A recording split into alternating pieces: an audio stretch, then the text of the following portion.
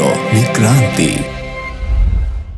ඉතින් අද මේ වීඩියෝ එක අරන් එන්නේ ඉතාලියට ඇතුල් වෙන්න බලාගෙන ඉන්න අය. මේ මෑත කාලෙදී දැක්කහම ගොඩාක් අය තාමත් නැඹුරුකමක් දක්වනවා ඉතාලියට ඇතුල් වෙන්න. ඉතාලියට ඇතුල් වෙන්න ඕන් තෝරගන්නවා ඕ නීත්‍යානුකූල විදියට. එහෙමත් නැත්නම් නීත්‍යානුකූල නොවන විදියට. ඉතින් අපි බලමු නීත්‍යානුකූල විදියට ඇතුල් වෙනවා නම් ඒකේ කිසිම ගැටලුවක් රටටවත් ඔබටවත් ඇති වෙන්නේ නැහැ.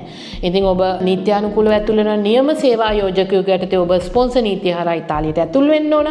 එහෙම නැත්නම් ඔබ ස්ටුඩන්ට් වීසා එකකින් ඔබ ඉතාලියට ඇතුල් වෙන්න ඕන. එහෙමත් නැත්නම් ඔබ ඉතාලිය තුල නීත්‍යානුකූලව ජීවත් වෙන කෙනෙකු විවාහ වෙලා ඔබ ෆැමිලි වීසා එකට ඉතාලියට ඇතුල් වෙන්න ඕන.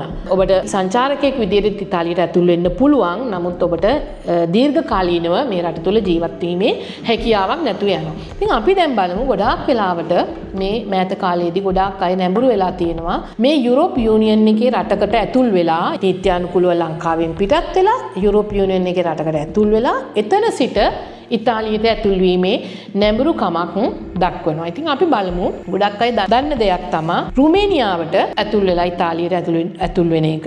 ඒක ගැන ඉතින් අපි ගොඩක් අය මේ වෙනකොට ගොඩක් දැනුවත්. නමුත් තවත් රටවල් තියෙනවා මෝල්ටා, හංගේරියාව, පොලෝනියා, ක්‍රොආසියා මේ වගේ රටවල් වලටත් දැන් මෑත කාලේදී මට පෞද්ගලිකව දුරකථන ඇමතුම් එනවා, වොයිස් මැසේජ් එනවා. මම දැනට ඉන්නේ හංගේරියාවේ, මම දැනට ඉන්නේ මෝල්ටාවල, මම දැනට ඉන්නේ ක්‍රොආසියාවල.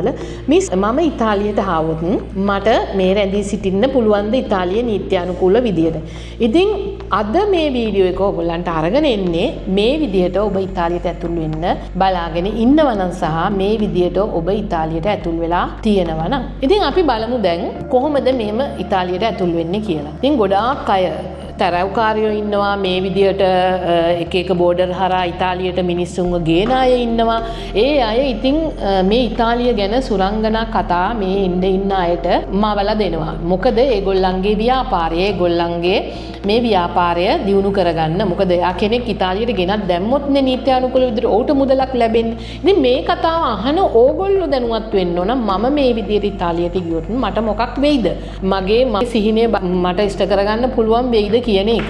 ඉතින් මගේ සතියේ කතා කරා හංගේරියාවේ ඉඳලා ඉතාලියට ආපු අපේ ශ්‍රී ලාංකික සහෝදරයෙක්. ඔහු හංගේරියාවේ ඔහුගේ අතේ තිබුණා හංගේරියාවේ රැඳී සිටීමේ බලපත්‍රය, අපේ වගේම permesso di soggiorno plastificato එකක්, ඩෙන්ටිටි කාඩ් එක තිබුණා. හංගේරියාවට ඔහු ඇවිල්ලා තියෙන්නේ ට්‍රක් රථ රියදුරක විදියට. එතකොට එතනදී ඔහුව ගෙනාවට එම ආයතනය ඔහුව රැකියාවට අරගෙන තිබුණේ නැහැ. ශ්‍රමීය සූරාකෑමකට ඔහු ලක් වෙලා තිබුණා. දවසට පැය 16ක් විතර වැඩ කරලා දවසට යූරෝ 20ක වගේ වැටුපක් තමයි ඔහුට ගෙවලා තිබුණේ. ඔහු ඉතාලියට ඇතුල් වෙලා අවාසනාව කියන්නේ ඒ සිද්ධිය වුණේ වෙරෝනා නගරයේමයි. වෙරෝනා නගරයේ යම් කිසි ආයතනයකට ගියාම එම ආයතනයේ ඔහුට කියලා තියෙනවා ඔයාට හංගේරියාවේ රැඳී සිටීමේ බලපත්‍රය තියෙනවා, ඩෙන්ටිටිය තියෙනවා. ඔයාට මේක ජොබ් කොන්ට්‍රැක්ට් එකක් ගහගත්තොත් ඔයාට මේ රැඳී සිටීමේ බලපත්‍රය ඉතාලියේ රැඳී සිටීමේ බලපත්‍රයකට හරව ගන්න පුළුවන් කියලා. නමුත් ඔහු මට කතා කරනකොට පෙරහැර ගිහින් ඉවරයි. ඔහු කුස්තුරයකට ඇඟිලි සලකුණු දෙන්න ගිහිල්ලා ඔහුට රටින් පිටවීමේ නියෝගය ලබා දීලා තිබුණා. මම පහුගිය වීඩියෝ වල කතා කරා වතු වීසා වලට ආපු අයට සොජෝර්නෝ ලබා ගැනීමට මේ විදිහට කොළ තැපල් කරලා යන්න බෑ. රටින් පිටවීමේ නියෝගය දෙනවා. සමහර වෙලාවට ඔහුව ආපහු එයාපෝට් එකට ගෙනිල්ලා අදාළ රටට යවන්න, ශ්‍රී ලංකාවට යවන්න ඔවුන් ක්‍රියා කරනවා කියන එක. ඉතින් දැන් අපි මේ රටින් පිට ඔහුට ලබා දුන්නු රටින් පිටවීමේ නියෝගයට එරෙහිව අපි නීතිඥවරයෙකු හරහා දැන් නඩුවක් ගොනු කරලා තියෙනවා. දැන් අපි උත්සාහ කරනවා ඔහුට සරණාගත වීසා ලබා දීමට. කුස්තුරයික ඔහුගේ permesso di soggiorno එක හංගේරියාවෙන් නිකුත් කරන ලද permesso di soggiorno එක ඩෙන්ටිටි කාඩ් එක කිසි දෙයක් ඔවුන් අරගෙන තිබුණේ නැහැ. එහෙම ලබා ගැනීමට හැකියාවක් නැහැ. මොකද වෙන රටකින් ලබා දීපු ලියකියවිලි නිසා. නමුත් අර කිට් එක රිතිරාරය කරගෙන පැහැදිලිවම කියලා තිබුණා ඔබට ඉතාලියේ රැඳී සිටීමේ බලපත්‍රය ලබා ගැනීමට හැකියාවක් නැහැ. අපි මේ කිට් එක නිරෝධකාරී කරනවා. ඔබ නැවත ඔබ ආපු රටට යන්න ඕන කියන එක. ඒ කියන්නේ ඔබ හංගේරියාවට යන්න ඕන. මෙතනදී ඉතාමත් අවාසනාවන්තම සිද්ධිය තමයි. ඉතින් මෙතනදී හංගේරියාව විතරක් නෙමෙයි ඔබ ක්‍රොආසියාව, හංගේරියා, බල්ගේරියා, මෝල්ටා මේ ඕනම රටක ඉඳලා ඔබ මේ ඉතාලියට ආවොත් ඔබට මේ රටේ දීර්ඝ කාලීනව රැඳී සිටීමට හැකියාවක් නැහැ. රැකියාවක් කිරීමට හැකියාවක් නැහැ. මම දන්නවා ගොඩාක් අය මට කතා කරලා තියෙනවා මට තියෙන්නේ හංගේරියාවේ permesso di soggiorno එක. නමුත් මම ඉතාලියේ දැන් රියදුරු රැකියාව කරනවා කොන්ත්‍රාත්තු එකක් ගහලා කියලා. ඉතින් නීතියට අපි අසුවන තුරු නීතියෙන් අපිව කන්ට්‍රෝල් කරන තුරු අපිට මේ රැඳී සිටින්න පුළුවන්.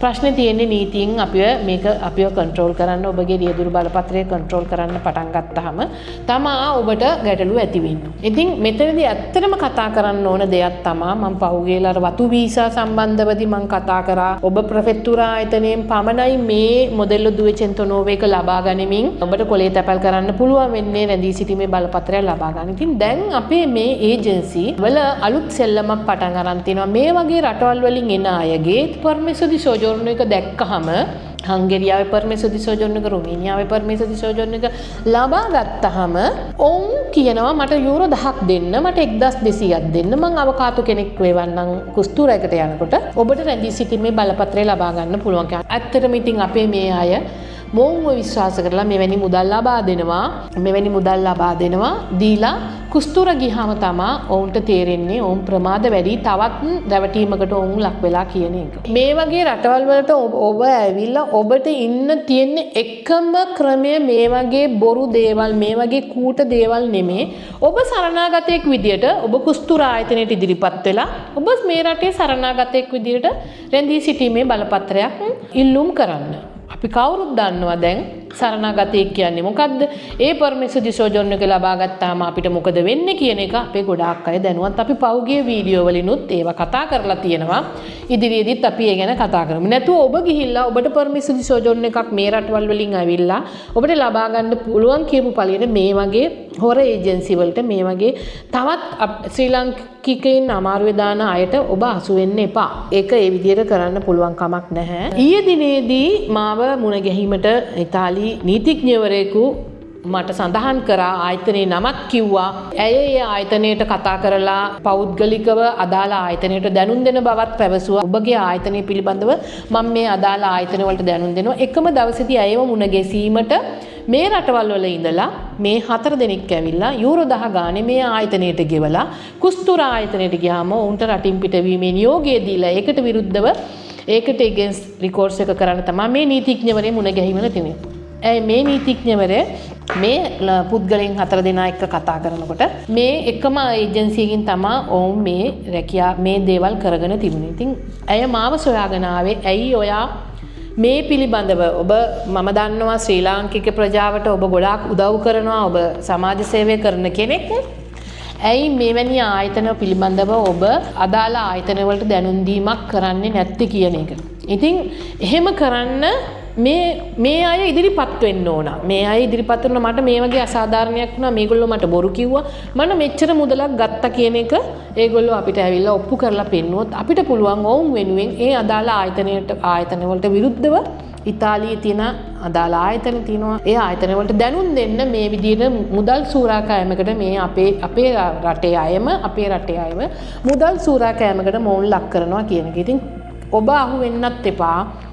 ඒ වගේම මේ ඉතාලියේ අදාළ තොරතුරු අපි ගාව ෆයිල් ගණන් තියෙනවා. මේ වගේ මිනිස්සුන්ව බොරු කරන්නත් එපා. මොකද ඔබ දැනුවත් වෙන්න මම ආයතනයක් කරනවා නම් මම දැනුවත් වෙන්න ඕන මේ රටකින් ආපු කෙනෙකුට permesso di soggiorno එකක් ලබා ගැනීමට හැකියාවක් නැහැ. මේ විදියට කෙරුවා කියලා. අපි හැම වෙලෙම නීතියට හිස නමන්න ඕනනේ. එතකොට ඔබ මෙවැනි රටකින් යුරෝප් යුනියන් එකේ මේ රටවල් 27ක් තියෙනවා. මේ රටකින් නිකුත් කරපු ඔබ ගාව තියෙනවා නම් කාර්තා di soggiorno එක කියලා කියන අපි lungo periodo මේ වගේ permesso di soggiorno එකක් තියෙනවා නම් ඔබට පුළුවන් ඉතාලියට ඇවිල්ලා ඉතාලියේ සේවා යෝජකයෙකු යටතේ ඔබට මේ රැඳී සිටීමේ බලපත්‍රය ඔබ පදිංචි වෙලා හිටපු රටෙන් නිකුත් කරපු දීර්ඝකාලීන permesso di soggiorno එක ඉතාලියේ රැඳී සිටීමේ බලපත්‍රයකට කන්වර්ට් කරගන්න. අපි ඒකට කියනවා කොන්වර්සියෝන් එකක් කියලා. ඉතින් දැන් ඔන්න මේ අවුරුද්දේ ඇවිල්ලා තියෙනවා ඉස්සර අපි කොන්වර්සියෝන් එකත් කෝටා එකට තරග කරන්න තිබුණා. දැන් ඒකත් අපිට ඇවිල්ලා තියෙනවා අර ස්ටැජ්ජෝනාලේ වගේ ෆෝරි කෝතා කියන එක. ඒ කියන්නේ ඔබ අවුරුද්දේ මොන කාලයක ආවත් මොන මාසයක ආවත් ඔබට පුළුවන් ඔබට රැකියාවක් තියෙනවා නම් ඔබගේ අපි උදාහරණයක් හැටියට කියමු ඔබට රැඳී සිටීමේ බලපත්‍රයක් තියෙනවා දීර්ඝකාලීන රැඳී සිටීමේ බලපත්‍රයක් ඔබට හම්බෙලා තියෙනවා මෝල්ටා වලින්. ඔබට පුළුවන් මේ permesso di soggiorno එක ඉතාලියේ සේවා ආයෝජකයෙකු යටතේ permesso di soggiorno එකට මාරු කරගන්න. කන්වර්ට් කරගන්න පුළුවන්. කෙලින්ම පුළුවන්. ෆෝරි කෝතා. කෙලින්ම පුළුවන් කියන්නේ ප්‍රොෆෙක්තුරා ආයතනයට එක සිස්ටම් එකක් තියෙනවා. ඒකෙන් අපි ඉල්ලනවා මට මෝල්ටා වල තියෙනවා දීර්ඝකාලීන රැඳී සිටීමේ බලපත්‍රය.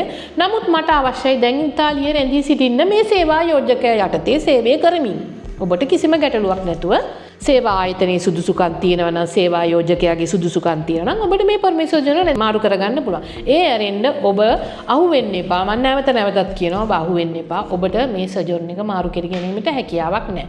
ඔබට කරන්න පුළුවන් වෙන්නේ එකම දේ සරණාගතයෙක් විදියට මේ රටේ ඉන්න එක පමණයි. නමුත් ඒක අපි කවුරුත් දන්නවා. කමිෂන් කතා කරනවා මේ වැඩපිළිවෙල විශේෂයෙන් ශ්‍රී ලංකාව අවදානම් රහිත රටක් විදියට දැන් නම් වෙලා තියෙනවා. ඒ හින්දා නව රජයෙන් ඒක ගැන නීති වෙනස් කරලා තියෙනවා. එතනදි මොනවා වෙයිද දන්නේ නැහැ. නමුත් ඔබට తాවකාලිකව හරි රැකියාවක් කරගෙන රට ඇතුලේදී නිදහසේ ජීවත් වෙන්න පුළුවන් නම් එකම ක්‍රමය තමයි දැන් ගොඩක් අය මේ රිෆියුජි කියන ක්‍රමවේදයට ඇතුළත් වෙන එක. ඔබ මේ විදිහට ගිහිල්ලා කුස්තුරයකට ගිහිල්ලා කුස්තුරයකේ රටෙන් පිටවීමේ නියෝගය ලබා දීලා ඔබගේ ගුවන් ගමන් බලපත්‍රය දැන් අලුත්ම සෙල්ලම තමයි ඔබගේ ගුවන් ගමන් බලපත්‍රය කුස්තුරා ආයතනයෙන් තියාගෙන සෙක්වෙස්ත්‍රාරි කරලා කියනවා ඔබ අරගෙන එන්න ටිකට් එක ලංකාවට යන ටිකට් එක අපි ඔබට දැන් රටින් පිටවීමේ නියෝගය ලබා දීලා තියෙන්නේ. ඔබ ඔබ ටිකට් එක අරන් එන්න අපි ඔබට පාස්පෝර්ට් එක දෙන්නම්. එතකොට අර ඒක හරියට නිකන් තමුන්ගේ බෙල්ලට තමුන්ම තොණ්ඩුව හිර කරගන්නවා වගේ වැඩක්. සමහර වෙලාවට ඔබ ටිකට් එකක් අරගෙන ගියොත් දිනේ දාලා වන් වේ ටිකට් එකක් අරගෙන ගියොත් එතන කුස්තුරයකට පුළුවන් ඔබව අරගෙන ගිහලා එතනින්ම පොලිසිය ෆ්‍රොන්ටියර් එකට ඔබව ගිහින් අරින්න එතනදී පාස්පෝර්ට් එක දුන්නොත් ඔබට කරන්න දෙයක් ඇති වෙන්නේ නැහැ. ඉතින් ඒ නිසා ඔබ මේ වගේ දේවල් වලට අහු වෙන්න එපා. ඔබට sojourn එකක් ලබා ගැනීමට හැකියාවක් නැහැ. ඒක මම නැවතත් කියනවා. ඉතින් ගොඩක් වෙලාවට මට කියනවා මම හංගේරියාවේ ඉඳලා ආවේ. මට ඉතාලියේ ඩොකියුමන්ට්ස් නැහැ. මං හංගේරියාවේ ලයිසන් එකෙන් මෙහෙ එළවනවා. මට මෙහි කොන්ට්‍රැක්ට් එක ගහලා තියෙනවා. ඉතින් ඇත්තටම නීත්‍යානුකූලව ඔබට වෙන රටක sojourn එකක් තියෙන කෙනෙකුට දීර්ඝකාලීන sojourn එකක් නොවේ නම් ඔබට මෙහි රැකියාවක් කිරීමට හැකියාවක් නැහැ. ඉතින් ඔබ නීතියෙන් ඒ අදාළ පරීක්ෂණ වලට කන්ට්‍රෝල් වලට යන්නේ නැති තාක්කල් ඔබට ඉතාලියේ රැඳී සිටින්න පුළුවන්. ඉතින් එතන අවදානම් ඔබ මෙහි විශේෂයෙන් ට්‍රක් රථ රියදුරන් විදියට මෙහි වැඩ කරන එක වෙන රටක ලයිසන් එකකින් එතන ලොකු අවදානමක් ඔබට තියෙනවා. මේ වගේ ප්‍රශ්න වලට ඔබත් මුහුණ දීලා තියෙනවා නම් ඔබට ගැටලු තියෙනවා නම් අපිට කමෙන්ට් එකක් දාන්න. අපි ඊළඟ වීඩියෝ එකකින් ඔබගේ තියෙන ගැටලු සමස්තයක් හැටියට අරගෙන අපි ඕගොල්ලෝ එක්ක සාකච්ඡා කරනවා. ඉතින් ඇත්තටම තරහ වෙන්න එපා. දුරකථන ඇමතුම් වලට ගොඩාක් වෙලාවට අපිට උත්තර දෙන්න අපහසුයි. මොකද අපේ ගායත් ගොඩාක් වෙලාවට අවශ්‍ය දේ විතරක් නෙමෙයි අහන්නේ. අනවශ්‍ය දේවලුත් ගොඩාක් වෙලාවට කතා කරනවා. ඉතින් අපිට කාලයත් එක්කලා සහ අවිවේකී බව නිසා අපිට දුරකථන ඇමතුම් වල වැඩි වෙලාවක් රැඳී සිටීමට ගොඩක් අපහසුයි.